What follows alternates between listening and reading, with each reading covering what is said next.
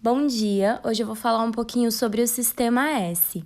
O meu grupo é composto por mim, Tainá Amaro de Carvalho e Andréa Bianca Vieira, sob orientação do professor doutor Antônio Gabriel. Nós vamos começar explicando um pouquinho sobre o que é o Sistema S. O Sistema S é um conjunto de organizações de entidades com características e valores similares, voltados para o treinamento profissional, consultoria, pesquisa e assistência técnica. Na verdade, se trata de um conjunto de entidades administradas por uma federação patronal, voltada para o treinamento, ou então para uma consultoria, ou então para um sistema de pesquisa, assistência técnica, enfim. Ele recebeu esse nome porque todas as empresas que compõem o sistema começam com a letra S, S no caso de serviço.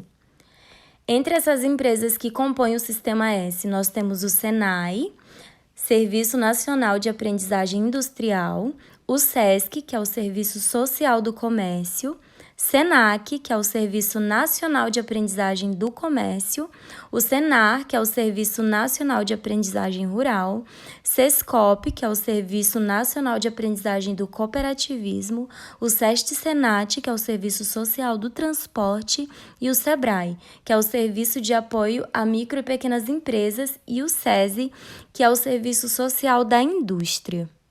Não existe uma data específica para a criação do Sistema S. A gente sempre data conforme o surgimento da primeira empresa que compõe esse sistema, que no caso foi o SENAI, lá na década de 40, mais especificamente em janeiro de 1942, sob o mandato do atual presidente da época, Getúlio Vargas. A intenção, a ideia ali era melhorar a educação profissional para poder desenvolver a indústria nacional da época. Como o país estava em uma crescente demanda de industrialização, precisavam de pessoas capacitadas para poder desenvolver e assumir cargos dentro dessas indústrias. Então, em 1942, foi criado o SENAI. Em 1946, durante o período do mandato de Gaspar Dutra, é que foi criado o SENAC, que tinha os mesmos valores e as mesmas ideias de desenvolver o comércio em relação ao SENAI. Nesse mesmo ano foi criado o SESI e o SESC, e esses todos completam o primeiro grupo da instituição do Sistema S. A partir daí, a partir de 1988, é que as outras instituições foram sendo criadas. E aí veio o SENAR, o SEST-SENAT, o SESCOP em 1998. Cada uma dessas tem o seu próprio nicho, tem o seu próprio objetivo. Algumas tratam da indústria, algumas já são mais voltadas para a qualificação de mão de obra, outras já falam um pouco mais sobre o aperfeiçoamento do ambiente de trabalho e outras já são um pouco mais voltadas para a questão de lazer.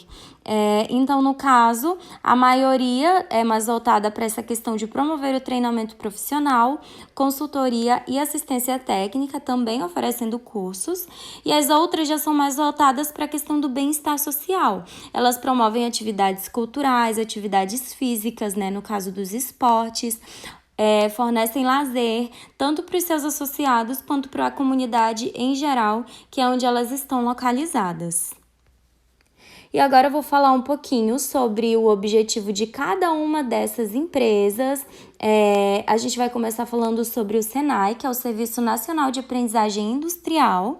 Ele tem por objetivo promover cursos profissionalizantes e tecnológicos, trabalhando lado a lado com as indústrias. Então, o SENAI ele é uma entidade voltada para a formação de trabalhadores para as indústrias. Já o SESI, que trabalha com a questão educacional, tanto em cursos, tanto em colégios particulares, e também cria projetos relacionados à cultura, consultoria, desenvolvimento humano e desenvolvimento ambiental.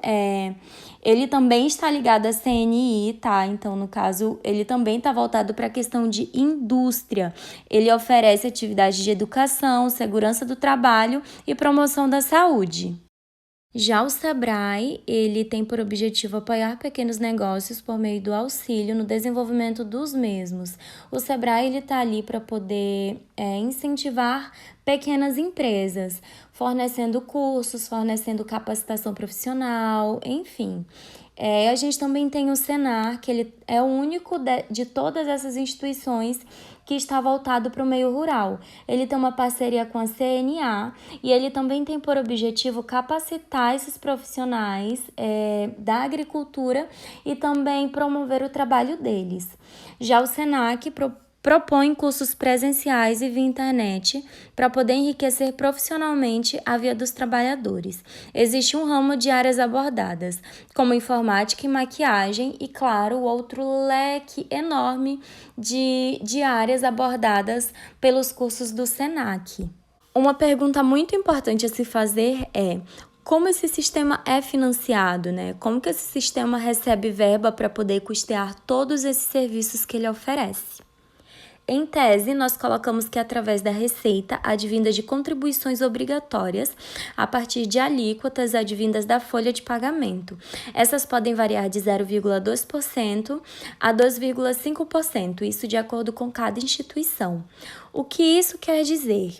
Bom, cada uma dessas empresas precisa fazer um repasse fiscal para sua federação. No caso, por exemplo, do SESI, que está ligado à indústria, ele precisa repassar esse valor para a CNI, e a CNI repassa esse valor integralmente ao Sistema S.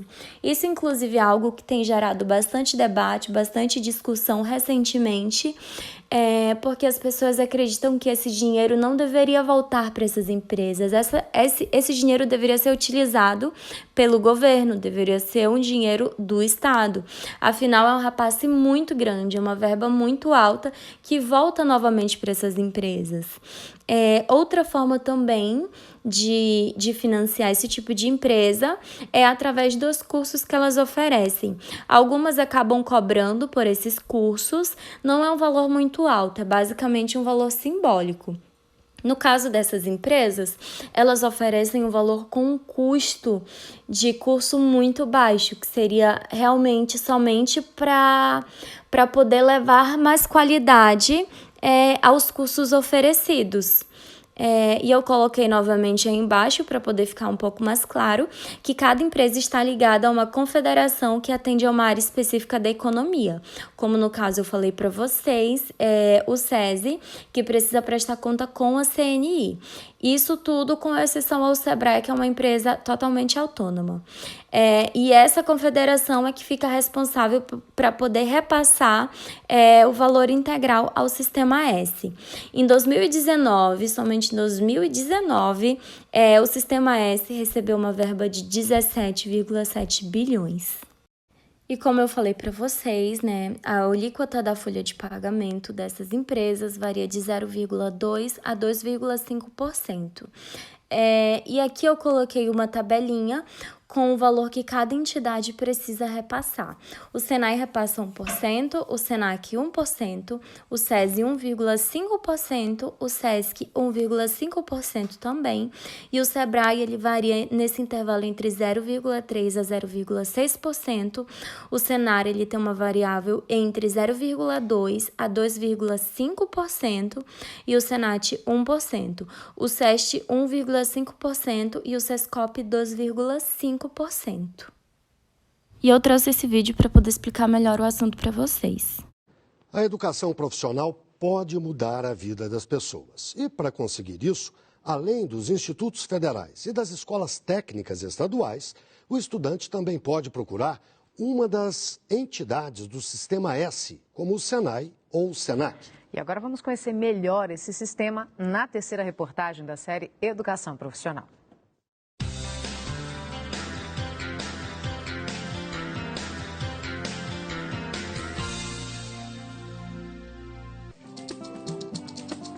Atrás deste sorriso, uma história de sucesso. Gesivaldo trabalhava na roça, numa cidade no interior da Bahia. Veio procurar uma vida melhor em Brasília e entrou no curso técnico de edificação. Se destacou tanto que virou instrutor e não parou por aí. Acabei me destacando em algumas matérias, o professor me convidou para participar da Olimpíada do Conhecimento. E acabamos indo para o Nacional, fomos campeões lá, participamos da etapa internacional dessa competição, né? E ficamos numa boa colocação. Fiz a prova para ser professor aqui de Senai, passei e hoje estou aqui passando o conhecimento que adquiri aqui mesmo para a comunidade. O Senai faz parte de uma rede de ensino profissionalizante mantida pelo setor produtivo, o chamado Sistema S. No caso do Senai, os cursos são voltados para a qualificação industrial. Além do Senai, faz parte desse sistema o Senac, com cursos para atuação no comércio. Há também o Senat, para o transporte, e o Senar, com cursos sobre produção rural. Já no Sebrae, o estudante aprende mais sobre como abrir e manter o próprio negócio com ações de empreendedorismo. O mais importante é que ele saia com uma habilidade e que, além da habilidade que ele possa desenvolver, essa habilidade pode significar a abertura de um negócio. Quem entra pelas portas do Sistema S quer aprender uma profissão e chegar logo ao mercado de trabalho. Um interesse que casa bem com o objetivo dessas escolas, produzir mão de obra qualificada para o setor produtivo. O Sistema S oferece cursos de formação inicial e continuada, técnicos e à distância, gratuitos ou pagos. O aluno também pode recorrer ao Pronatec. Everaldo e Jefferson servem na Marinha e participam do programa Soldado Cidadão. O projeto ajuda a qualificar militares que estão deixando as Forças Armadas. Everaldo presta atenção em cada detalhe. Com alinhamento desde a base, a gente vai ter um aperfeiçoamento até o final do projeto. Além dos cursos gratuitos dos governos e do Sistema S, existem também as escolas técnicas particulares, que geralmente têm mensalidades menores que as faculdades. A aprovação da medida provisória 593 vai incentivar ainda mais a educação profissional. A MP sofreu modificações no Congresso Federal e virou projeto de lei. O novo texto foi sancionado pela presidenta Dilma Rousseff. A proposta prevê que o Pronatec ofereça bolsas para que os estudantes possam fazer cursos técnicos na iniciativa privada, custeados pelo governo. Vai se ter maior velocidade para que a juventude tenha um leque maior de possibilidade de ter cursos para melhorar a sua formação profissional. Isso é importante para a juventude brasileira, isso é importante para a família, isso é importante para o país, para a agenda de desenvolvimento nacional, de maior competitividade para a indústria brasileira. E amanhã você vai ver quais os desafios que o Brasil precisa enfrentar para oferecer uma educação profissional cada vez melhor.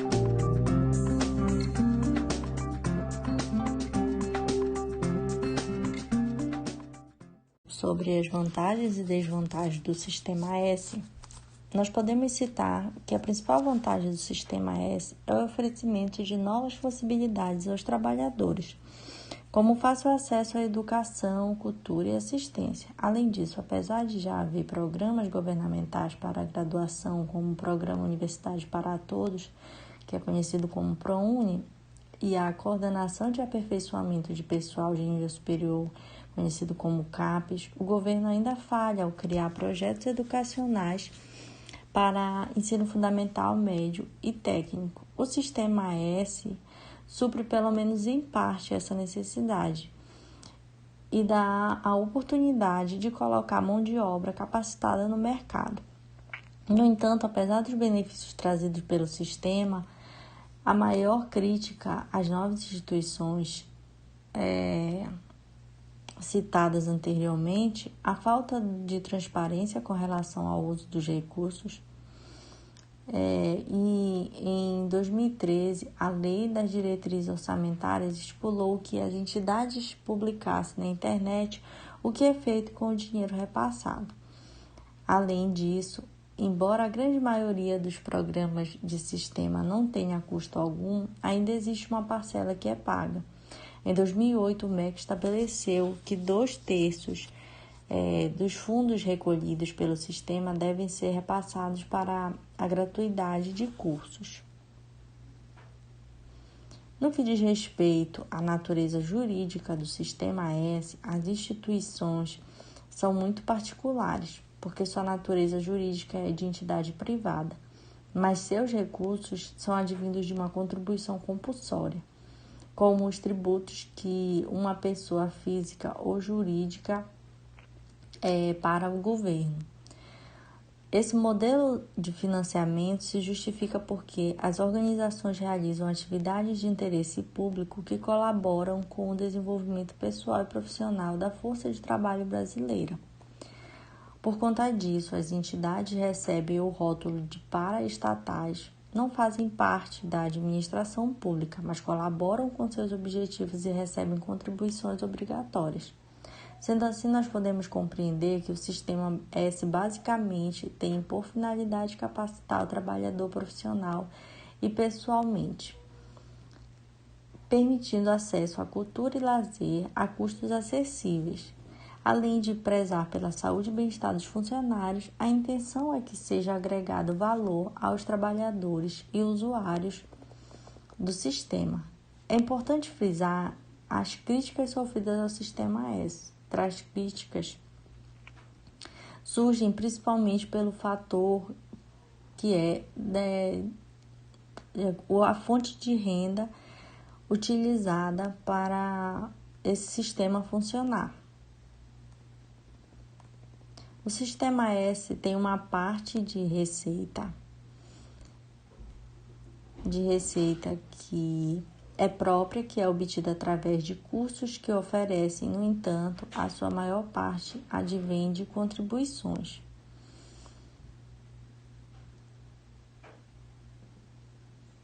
O Sistema S tem uma parte de receita própria, que é obtida através de cursos que oferecem, no entanto, sua maior parte advém de contribuições.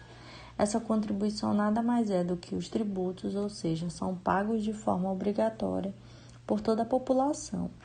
Dessa forma, o dinheiro poderia ser utilizado de diversas formas, como investir em escolas, hospitais, estradas ou até mesmo em pagar a previdência.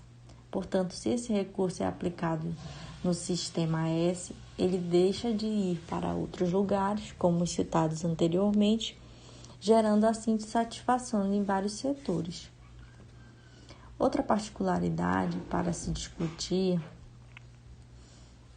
é que, apesar de as instituições do Sistema S serem autônomas, algumas sofrem influência da administração pública na escolha de quem a comanda.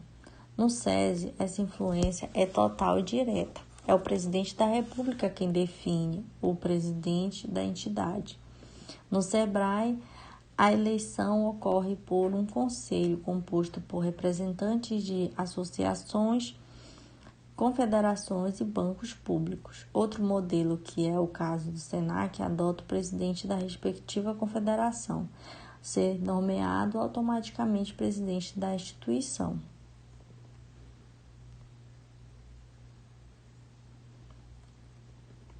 Durante todos esses anos em que o Sistema S esteve funcionando, ele esteve frente a holofotes e discussões. Dessa forma, em 2019, o ministro da Economia, Paulo Guedes, de posicionamento econômico liberal, antes mesmo de assumir o cargo, Guedes anunciou a intenção de promover cortes no Sistema S, usando a expressão meter a faca. Em evento na Federação das Indústrias no Rio de Janeiro, em dezembro de 2018, ele anunciou que pensava em cortes de 30% a 50%. Além disso, outro aspecto que teve bastante atenção foram as investigações sobre um esquema de corrupção em entidades do sistema. No dia 19 de fevereiro de 2019, o presidente da CNI, Robson Braga de Andrade, foi preso em Brasília. A acusação foi de que ele fez parte de uma organização que utiliza ONGs e empresas de fachada para celebrar contrato com o Sistema S e o Ministério do Turismo. Cerca de 398,5 milhões envolveram apenas contratos investigados celebrados com o SESI. Em fevereiro de 2018, o então presidente da FEComércio, Rio de Janeiro, Orlando Diniz, foi preso por acusação de desviar 3 milhões do SESC e do SENAC, do estado do Rio de Janeiro, para uma empresa da qual é sócio. Retirar as contribuições compulsórias diminuiria os custos das empresas e as tornaria mais competitivas, isso é fato. Mas concorda que o trabalho do Sistema S é interessante e pode ser mantido mesmo que com outras formas de financiamento? Aqui fica o nosso questionamento. A seguir, nós vamos estar mostrando um vídeo no qual demonstra um pouco a prática do Sistema S e como ele se encontra hoje.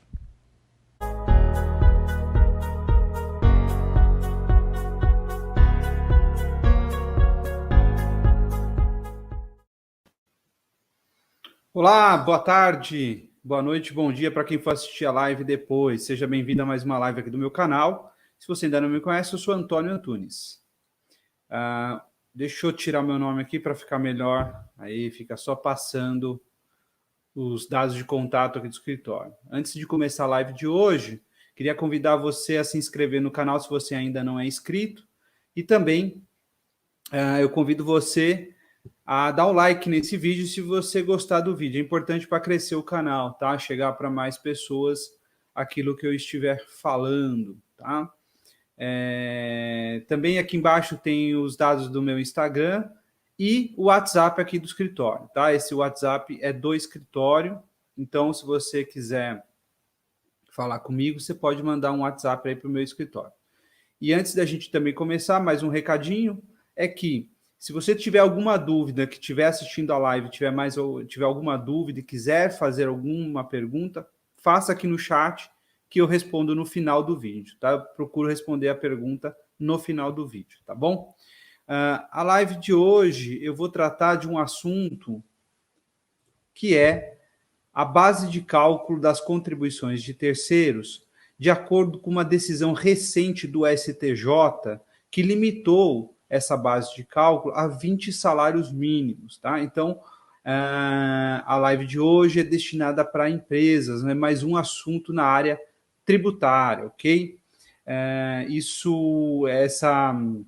Essa decisão do STJ é recente, tá? Ela é uma decisão agora do meio do ano e está fazendo com que diversas empresas busquem os seus direitos na justiça, busquem a possibilidade de reduzir a contribuição social paga sobre terceiros judicialmente, bem como a restituição dos pagamentos indevidos a maior nos últimos 5 anos. Então, vamos lá. Deixa eu aumentar a tela, que eu acho mais... Aqui, vamos lá. Quais são as contribuições sociais que são pagas a terceiros, tá? As contribuições que são pagas a terceiros são 2,5% sobre a folha de pagamento a título de salário e educação, 0,2% que é destinado ao INCRA, 3,1% que é destinado ao chamado Sistema S, né, que são as contribuições destinadas ao SEBRAE, SESI, SENAI, SEBRAE, SEBRAE, SESI, SENAI ou SEBRAE, SESC, SENAC, tá? Então, são essas as contribuições. Então, no total, a empresa paga a alíquota de 5,8% sobre a folha de pagamento mensal, tá? O STJ, então, declarou, numa decisão recente, que essas contribuições previdenciárias, né, elas não são contribuições, elas são contribuições para fiscais, tá? Elas estariam limitadas ao valor de 20 salários mínimos a sua base de cálculo, tá? Vamos lá, vamos ver a decisão do STJ qual foi.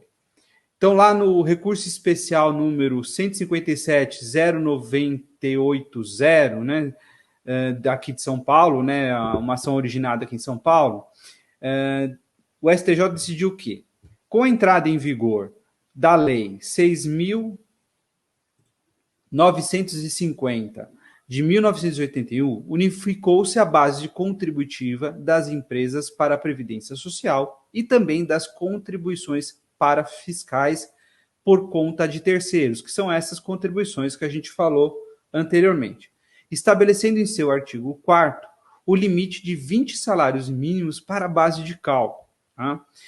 Depois da edição dessa lei, a 6.950 de 81, veio a lei, o decreto 2318 de 86, que em seu artigo 3º alterou o limite da base contributiva apenas para a Previdência Social, restando mantido em relação às contribuições para fiscais.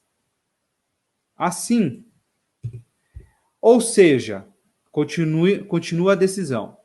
No que diz respeito às demais contribuições com função para fiscal, fica mantido o limite estabelecido pelo artigo 4º da Lei 6.950, de 81, e seu parágrafo único, já que o Decreto-Lei número 2.318, de 86, dispunha apenas das fontes de custeio da Previdência Social, não havendo como estender a supressão daquele limite também para a base a ser utilizada para o cálculo das contribuições ao INCRA e ao salário educação, né? Então, essa decisão do STJ, em suma, ela limitou a contribuição paga pelas empresas para terceiros, que são as contribuições para fiscais, à base de cálculo de 20 salários mínimos. E quais são os efeitos disso? Tá? Hoje, no ano de 2020, 20 salários mínimos representa o valor de R$ 20.900. R$ 20.900, tá?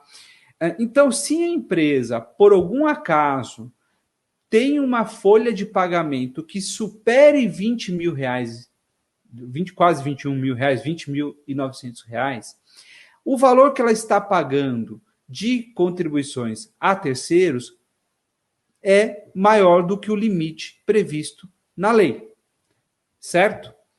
Desta forma, a empresa, então, ela pode limitar o pagamento dessas contribuições para fiscais. Então, lembrando, contribuição de 5,8% sobre a folha de pagamento a essa base de cálculo de R$ 20.900. Isso representa o limite daquele campo terceiros. O valor que a empresa paga no campo de terceiros tem que ser, no máximo, hoje, no ano de 2020, a R$ 1.212,20, tá? Qualquer valor superior a isso representa um pagamento a maior, tá? Então, este é o que o STJ decidiu nesse recurso especial, tá? Então, os valores que foram recolhidos a maior também nos últimos 5 anos, ou seja, o valor no campo terceiros, que representa mais do que 5,8% de 20 salários mínimos, esses valores podem ser restituídos e também pedido a repetição do indébito, entrar com a ação de repetição de indébito, tá? Então, você tem o limite prescricional dos últimos 5 anos, isso você precisa prestar atenção, mas então, o que é possível fazer hoje? Entrar com uma ação pedindo a aplicação desse entendimento judicial do recurso especial que eu disse anteriormente, né, limitando a base de cálculo das contribuições que são pagas ao Sistema S, ao salário educação e ao INCRA, ao valor de 20 salários mínimos, e pedir a repetição do indébito dos últimos 5 anos, tá? Então, é isso que pode ser feito com essa decisão, tá? Se você quiser saber um pouco mais, quiser um pouco mais de informação sobre isso, entra aqui no meu site, né? Ou então entre em contato no WhatsApp do escritório, tá bom? Então, basicamente é isso, tá? É uma tese bem simples, não é nenhum bicho de 7 cabeças, tá? É uma tese que foi julgada recentemente no STJ, o STJ pacificou esse entendimento, então que as contribuições para fiscais pagas no campo de terceiros estão limitadas à base de cálculo de 20 salários mínimos. Qualquer empresa que tenha uma folha de pagamento acima de 20 salários mínimos pode pedir a limitação dessa contribuição previdenciária, né? Não é previdenciária, né? É uma contribuição para fiscal, e pedir a repetição do indébito, tá? Então você precisa entrar com uma ação, tá? Não é um processo administrativo ou simplesmente pedir para o contador suspender o pagamento, tá? Isso é um entendimento judicial pacificado lá no STJ, então é necessário entrar com ação judicial, tanto para recolher o valor limitado a 20 salários mínimos para frente, como também para pedir a repetição do indébito, tá? Então, era isso que eu tinha para falar hoje, uma tese simples, porém que pode trazer um ganho financeiro para a sua empresa, tá? Se você quiser falar comigo, pode usar o WhatsApp aqui do escritório, está passando aqui embaixo no vídeo. Te convido a entrar